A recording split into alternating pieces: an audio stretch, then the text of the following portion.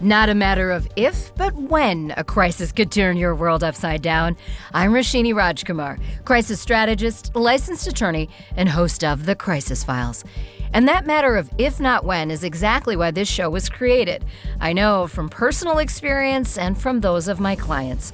My Crisis Squad and I hope you've gained some insight over the past 22 episodes of The Crisis Files.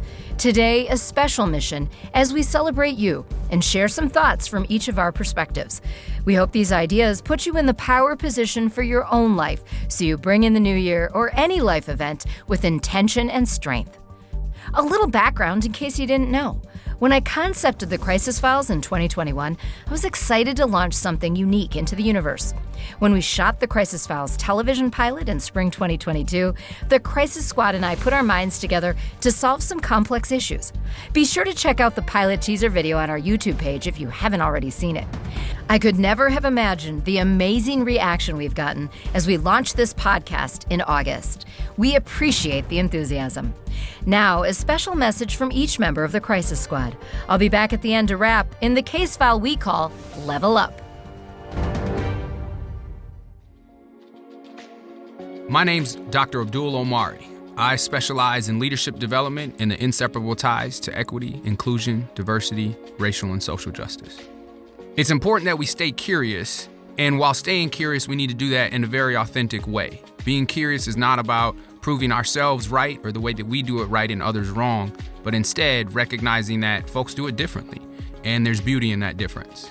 It's important to know that we will mess up as we attempt to be more equitable, to be more inclusive, and to recognize the importance of diversity.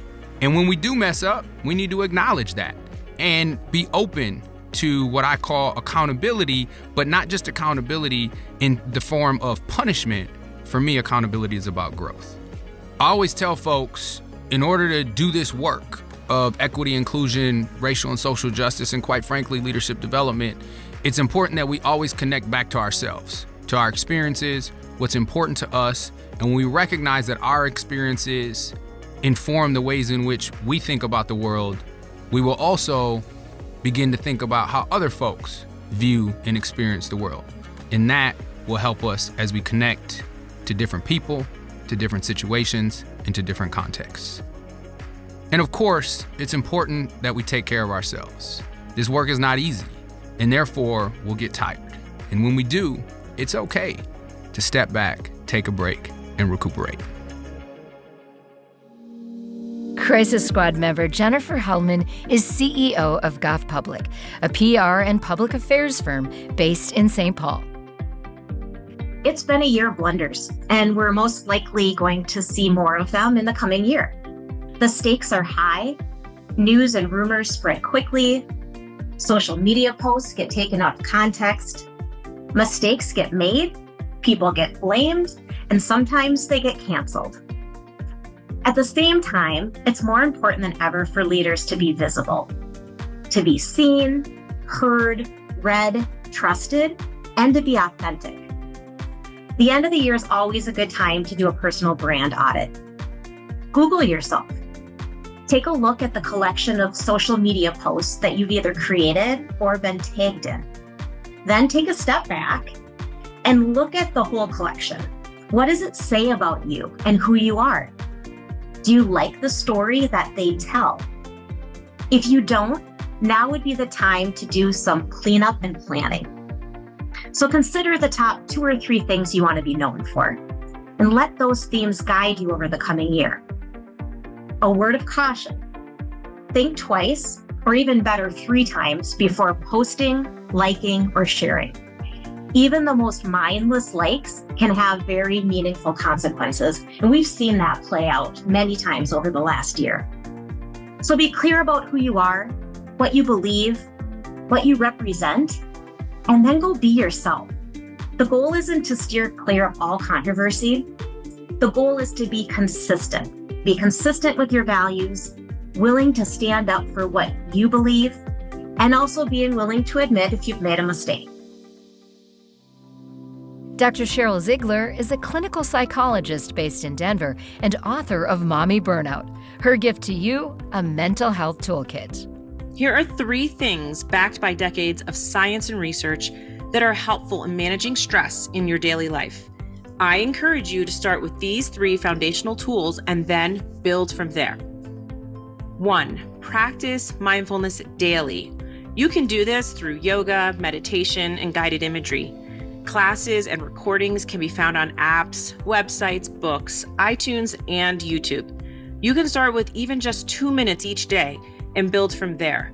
Mindfulness practices build your metacognition, which is a fancy word for thinking about thinking, and reduces rumination, which is another fancy word for overthinking things.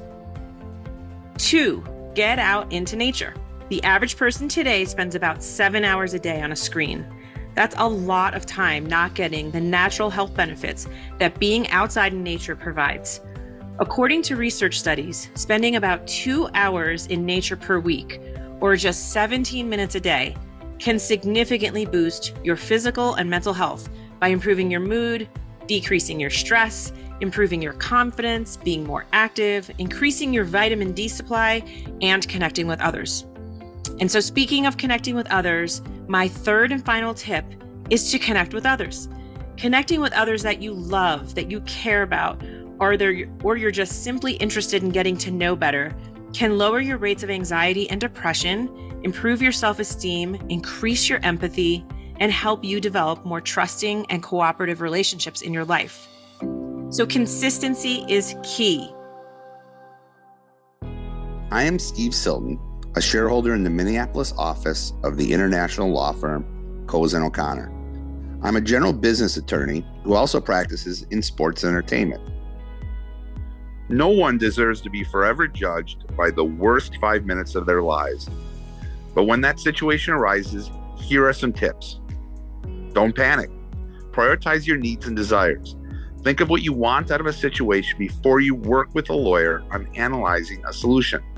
Most lawyers would rather provide law and process than solutions. Demand a strategy that will move you towards your goal. Work backwards from a problem. Any crisis can seem insurmountable in the moment. Like a maze, working backwards from a solution can be much easier. Hire the best possible professionals you can afford. You know that rainy day fund you've been saving for? Well, it's pouring. For better or worse, now is the time to use it. Finally, no one wants to face a crisis, but the only way out of it is through it. Pick your partners wisely, and you will get to the other side in no time. Big thanks to my crisis squad, Abdul, Jen, Cheryl, and Steve, for going on this journey with me. The next chapters are unfolding. Thank you to the team at Spoke 612 Productions, Linda, Matt, Sarah, for their excellent production work and hiring of the crew for our TV pilot. Huge gratitude to our TV pilot producer, Angela Dahlman. My advice, dear listeners, never give up on yourself. Use your best judgment and stay open to possibilities. Challenge yourself to look beyond what you even believe is possible. If something seems too good to be true, it most likely is, but that doesn't mean you shouldn't investigate. Discern between what's real and what's shady. As one of my clients likes to say, trust but verify. When in doubt, sleep on it. Intentionality wins the day, and in many situations, love is the answer. Thank you to my podcast co-producers Tom Hamilton of Undertone Music and Kim Inslee. Thanks to Nate Cass of Goff Public for his guidance in helping us launch the podcast and his writing of savvy descriptions of each case file. Gratitude for Roshini Multimedia team members Mary Albright and webmaster Michael Shapiro for their contributions to this startup within our company. A special thanks to Jonathan Weinhagen, Paul McGuire-Grimes, Brian McClung, and Jamie Martin for guesting on our show. You'll hear more from all of them in the coming months. Plus, meet some new voices as we continue our quest to battle your crises. More case files are in the works for 2023. Be sure to catch Help, I'm Sleep Deprived as you wake up in the new year. Meantime, catch up on case files you missed or re-listen to past ones at thecrisisfiles.com or on your favorite podcast platform. You can also subscribe to our YouTube channel on thecrisisfiles.com. Follow us on Instagram and Twitter at The Crisis Files. On behalf of our entire team, I'm Roshini Rajkumar, wishing you and yours magic and light. Join me next time on The Crisis Files.